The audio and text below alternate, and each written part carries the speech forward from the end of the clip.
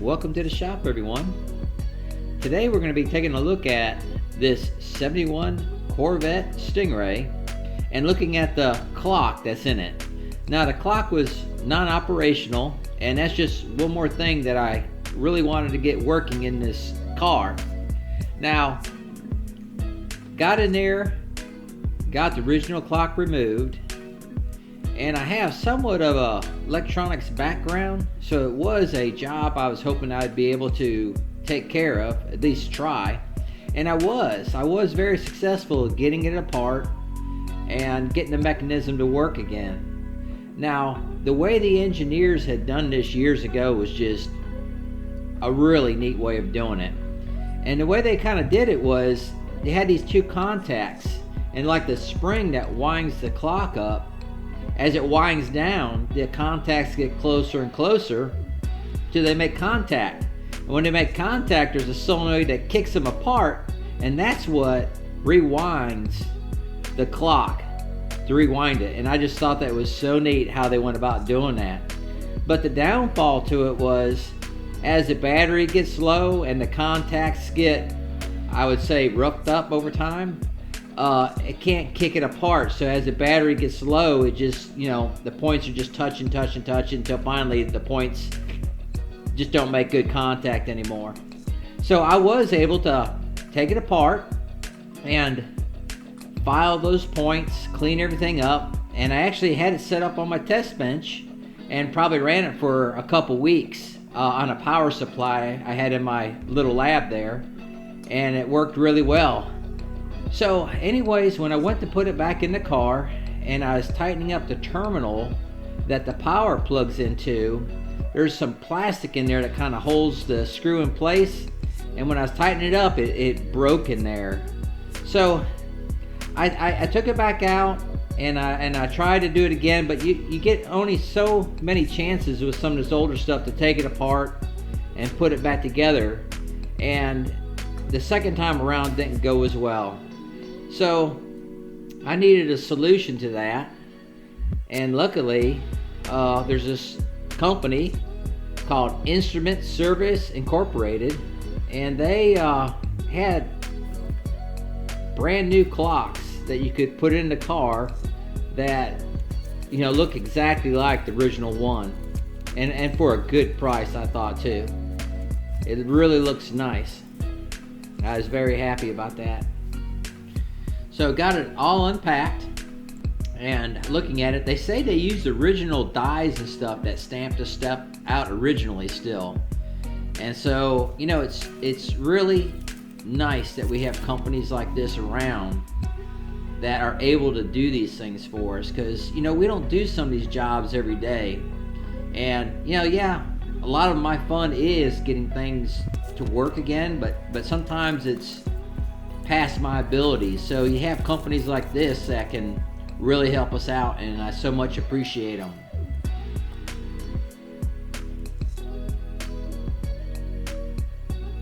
So we got the clock back out of the car again. That's where it goes. And these Corvettes, since I've had this dash out before, it gets a little easier on you.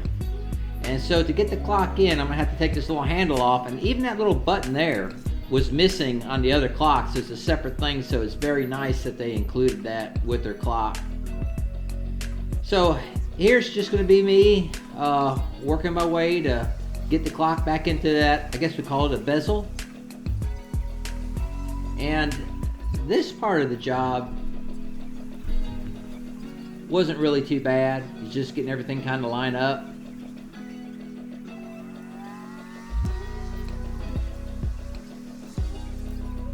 And I put like a towel down on the console, the center console, to keep everything from getting scratched up, and just kept working through it little by little. And the part as far as putting the clock into the bezel, or whatever you'd like to call that, wasn't a bad job at all.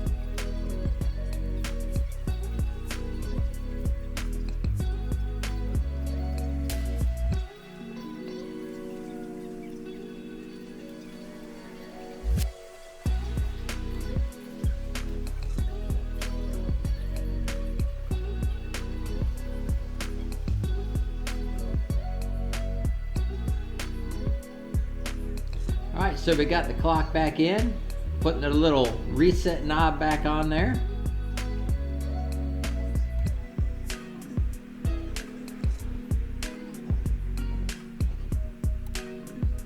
Alright, got the time set on there.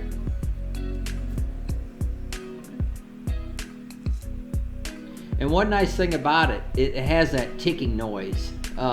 So that's kind of like a lost sound in these newer cars because everything's so electronic and digital and everything like that. So it's kind of neat to get in your car when everything's quiet and hear that clock ticking away in there. I like that. So this is the harder job to me on these Corvettes, is that center console and getting that bezel in there. And you have those two screws that are just, for me anyways, not being a professional Corvette person, I struggled a little bit in this area to figure out how to do it. Now, I'm sure some of you guys that work on these cars a lot more than me, have ways of making it easier. But as far as the job goes, to me, this part was the hardest, were those two screws there. And after I kind of learned how to get it on there, what I ended up is when I got it in place, I ended up getting like a long extension and kind of going to underside. I'm not really showing it here, but the underside of the center console to tighten them up and put them in place. So I had that one side done, going over to the other side, tighten that nut up.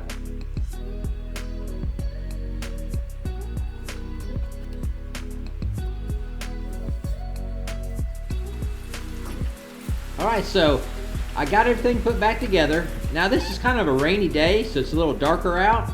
And I kind of wanted to show, now, like I said, the clock had been running for several weeks. It seems to be keeping time good. It's really neat to get in the car and hear it ticking. So, starting the car up. It's just really fun bringing these old cars back to life that, most everything didn't work, then slowly bringing everything back to working. So there's the gauge lights. The emergency light works, as far as the emergency brake light works. And there's the bezel with the clock ticking away in it. Now, pretty much all the gauges are working. Now, it looks like the gas gauge is on empty, and that's because it's on empty. I didn't know how long it was going to run here. So yeah, slowly getting everything working. Some of the fiber optic stuff is working on the car too, as far as the lights. The blinkers are working on the car. There's the fiber optic. That one there seems a little brighter, but the bulb's good anyways on the back side. So yeah, the car radio turns on and off now. So we have radio. The dash lights, or the under dash lights, I guess we call them, all work. Got that working.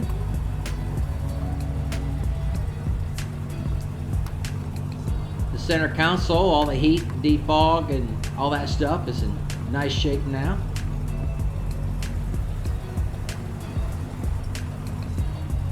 So yeah, everything's getting back in working order. Nice seeing all those gauges lit up, and I did it on a rainy day where it's a little bit easier to see.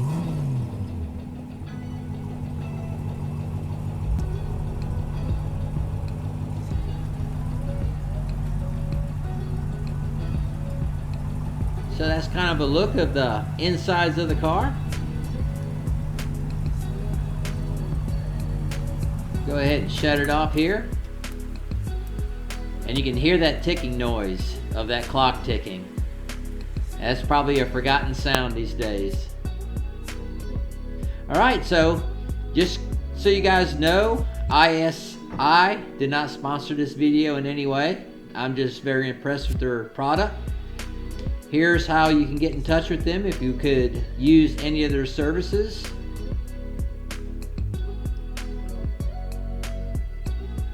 And of course, as always, if you guys enjoyed the video, please hit that like, leave comments, share, subscribe, do all those things. And we hope to see y'all on the next video.